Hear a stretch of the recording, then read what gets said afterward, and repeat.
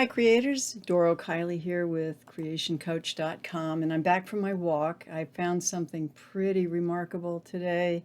It's called Jimson weed, and I did some homework on it. It's got a lot of properties. You can find very interesting information out there about it. It is considered poisonous, so I don't touch it or anything, but on looking up what it is, you can see that it's also one of these unusual plants that can cause hallucinations.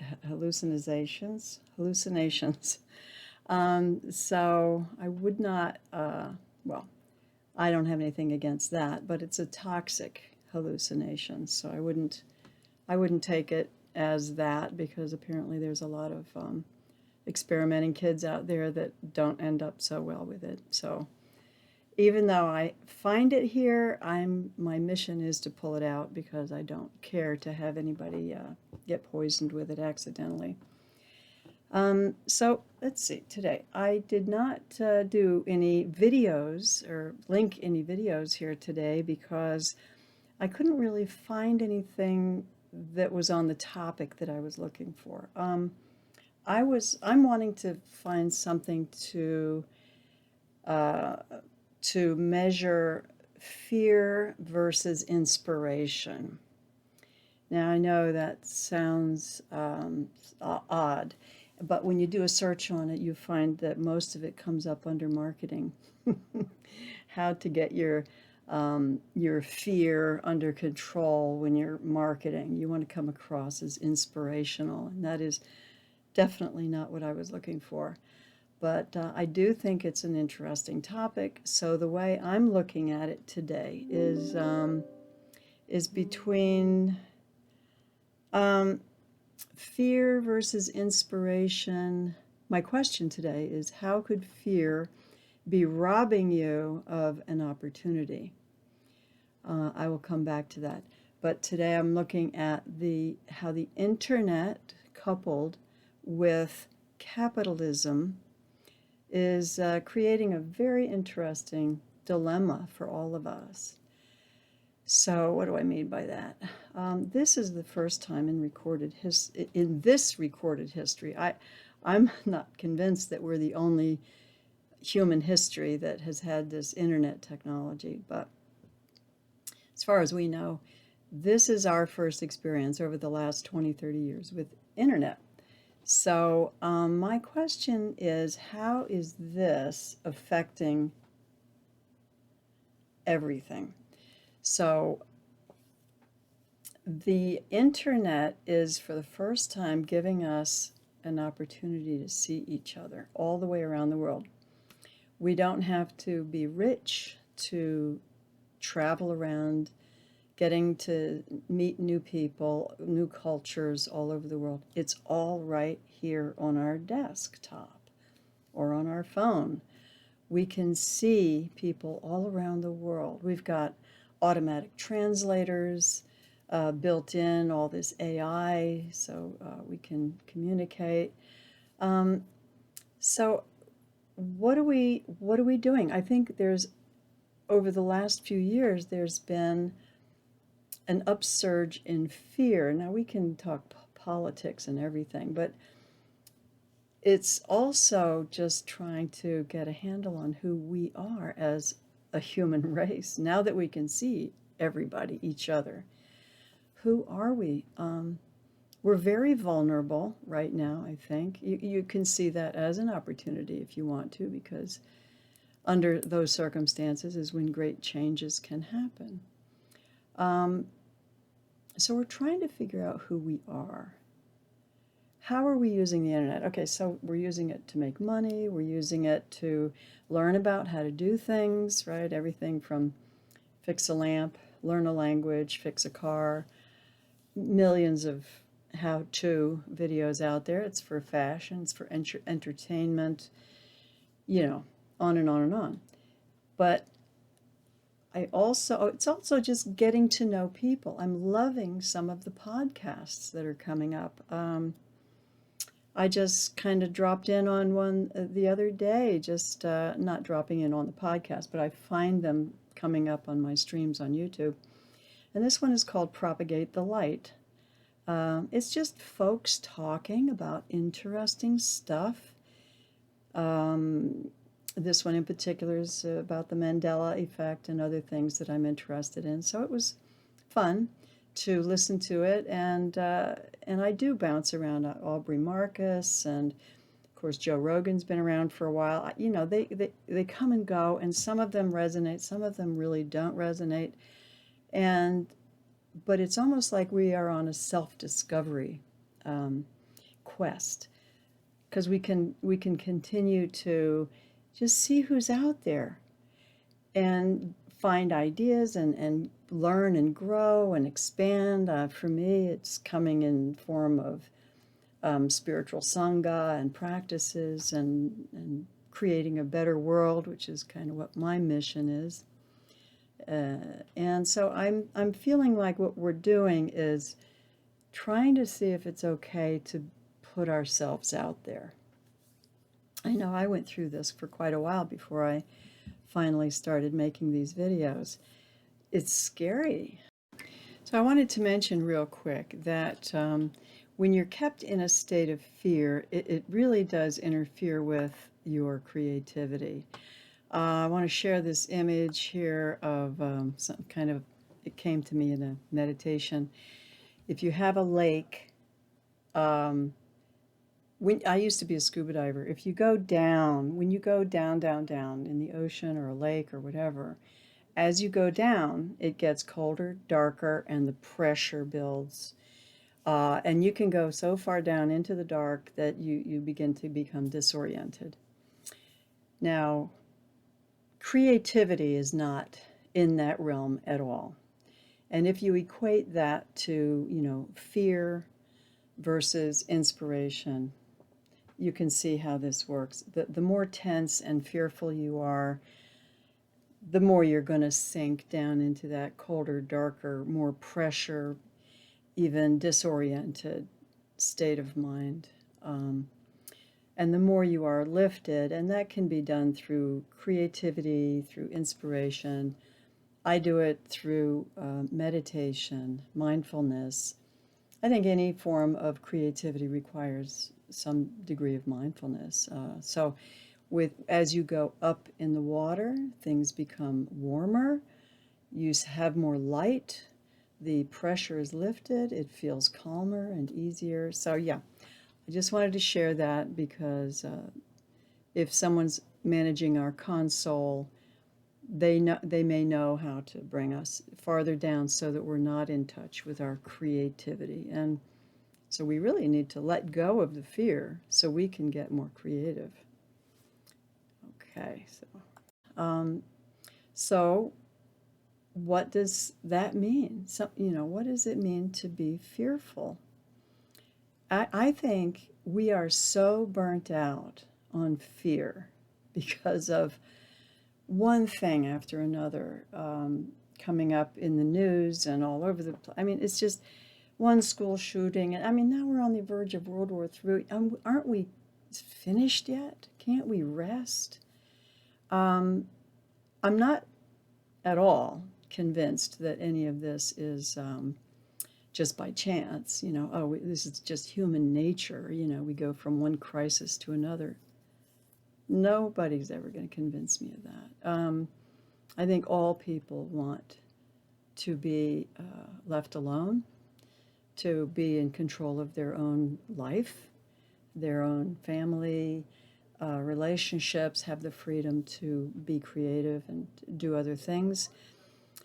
And I think that's our default setting. All of this fear is partially just us getting to know each other and like trying to determine if this is safe, not safe territory, but also, and I mentioned in a video, when was it? It was just a couple weeks ago, on July 30th, 22, Russell Brand talking with Dr. Bernardo Kastrup, talking about why materialism is baloney, and it was a really great interview he did.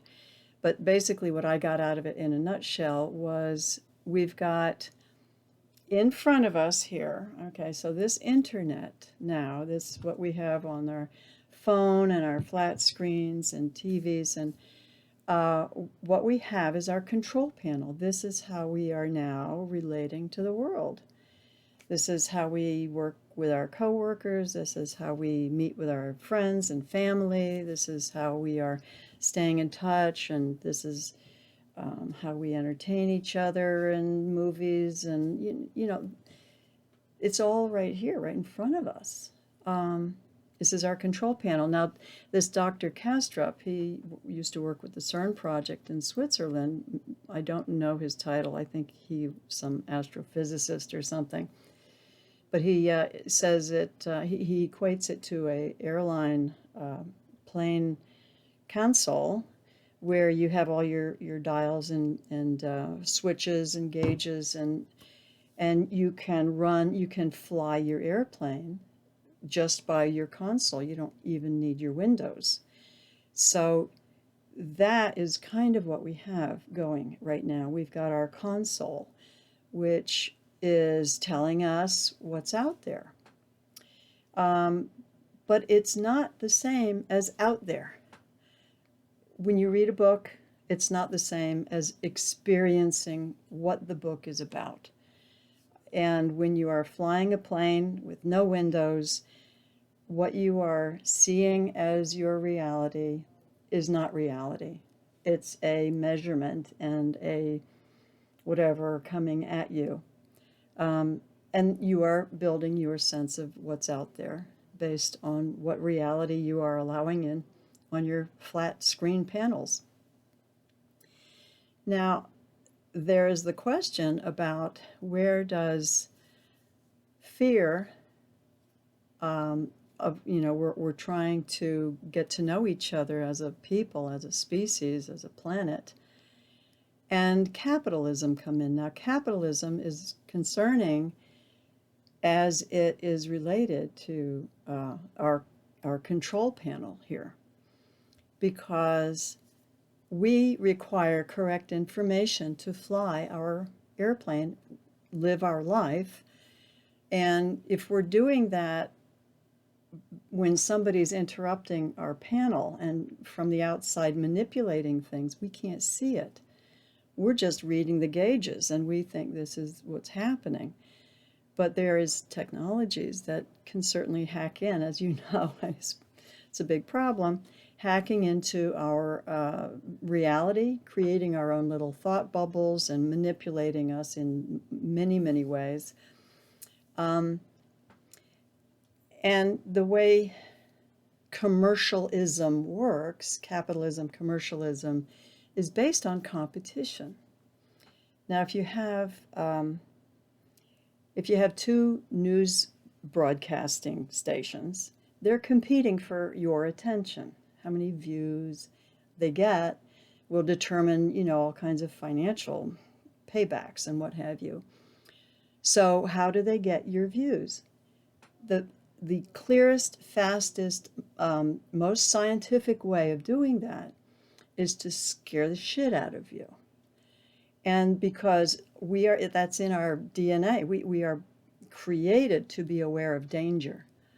And wherever we see something where we think there's a danger, we have to tune in and sort of give it our okay or not. And at this point, so one station is saying a story that's terrifying, okay? World War III or something. So the next station has to up it. They have to make it even worse. And whether this information is true or not, we have no idea. Not a clue. And there have been times where stations have been caught sort of manifesting or fabricating stories to put out because maybe there wasn't something exciting enough in their viewership model, what they have to do to get viewers. So we've got things on TV, and everything is doing this. Every business has to be If it's food, it's got to be better and tastier and, whatever to get your addiction thing triggered. And the next guy has to do it better to stay up with the competition. And this is capitalism. I don't mind capitalism. I like capitalism in many, I mean, it's done wonderful things for most people over time, but it's limited. I think it's very limited. But anyway, going back to this need for competition in order for the capitalist, market to improve. And believe me, I am by no means, I don't know how to get into an argument because I don't know enough about anything. I sometimes know just enough to get me in trouble. So feel free to correct me. I don't mind. But what I'm thinking is with the commercial model trying to, one business outdo the other through, grabbing us with anything they can get through fear, through our taste buds, through our eyes, through our senses, something. They're always trying to manipulate us. And this is what we're getting through our panel, our control panel. So I would like everyone to be aware of that. And as we become more and more and more burnt out, which I'm getting there, it's hard to watch the news anymore. I certainly suggest turn off the TV and just read the headlines, scan through it, because a lot of the drama is built in. The way the movies, the news channels are edited and music behind it. There's a lot of unconscious manipulation going on there through the ears and the eyes and all this. So what I do is I just scan the headlines just so I know what's out there. I don't need to get into it. So as we become more and more kind of callous to this, I think what we are being challenged, and it's actually an opportunity to become more creative, let go of the fear. And we have to get creative to find another way to find out where we are. If our whole console has been hacked and we don't really know what's out there, we don't know which cookies are, shaping our reality or whatever, we really want to desperately get more creative and find out how to read our reality, how to experience it rather than, instead of reading a book, how to experience what the book is about. Or instead of just depending on our console, how can we look through the window to see where we are? I don't know. I need you guys. That's what I'm doing here, is trying, like I say, I'm on a mission to improve this world through you. And that, I think, is going to take a lot of creativity. Let's do it. I mean, I got a couple ideas. It's going to take a lot. Just not to overthrow a government or anything, nothing like that. But we need to build a new story, just a new story. Get everybody into the new story. That's all. So on that, stay creative. Hi creators, it's Doro Kiley with CreationCoach.com, and I'm on a mission to improve this world through you. If you get anything through these videos, please give us a thumbs up and subscribe, and we'll see you on the next one. Stay creative.